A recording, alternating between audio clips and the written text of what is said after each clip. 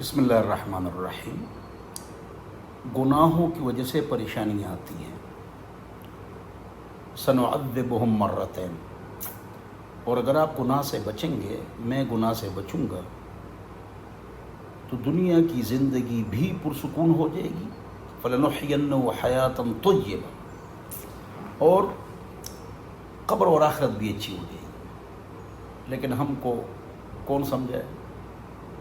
اور جو مسلمانوں میں فحاشی پھیلاتے ہیں، ان کے لیے قبر اور آخرت کے علاوہ دنیا میں بھی ذلت ہے، دنیا میں بھی ان کو ذلت ملے گی۔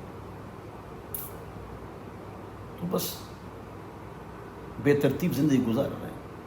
آپ کے پاس بہت پیسے آ گئے اور تعلیم، آپ کو سکون نہیں ملے گا۔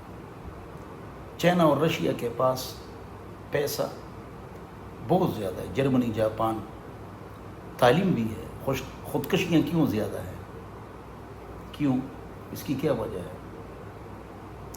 کہ خودکشیاں زیادہ ہیں؟ اس کی وجہ یہی ہے کہ دین سے دوری ہے، اللہ کا انکار ہے، دین کا انکار ہے۔ تو اللہ تعالیٰ ہم سب کو سمجھ عطا فرمائے۔ 5 وقت نماز پڑھیں، گناہ اور حرام سے بچیں، اعلیٰ موبائل، اعلیٰ گاڑی، اعلیٰ کھانا، اعلیٰ کپڑے، اس کو آپ استعمال کریں۔ اس کا انکار نہیں ہے کہ آپ اس سے استفادہ نہیں کر سکتے، استفادہ آپ کر سکتے ہیں، لیکن گناہ سے بچنا ہے۔ امام حنیفہ کا امپورٹ ایکسپورٹ کا کاروبار تھا، ریشم کا۔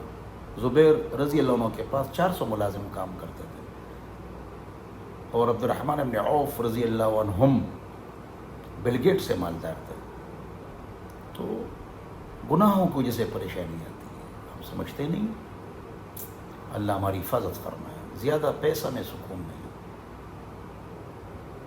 اور اگر اس کے ساتھ دین ہو، صحیح طریقے سے کماؤ، صحیح طریقے سے خرچ کرو، تکبر نہ کرو، غریبوں کے ساتھ امداد کرو، 4 شرائط کا خیال کرو، تو پھر مالدار ہو کر بھی آپ خوش رہیں گے اور لائف آپ کی انجوائے ہوگی۔ ذرا اگر آپ لائف کو انجوائے کرنا چاہتے ہیں، دین پر چلے، چاہے آپ غریب ہوں گے یا مالدار، آپ خوش رہیں گے انشاءاللہ۔ اللہ ہم سب کو خوشی عطا فرمائے۔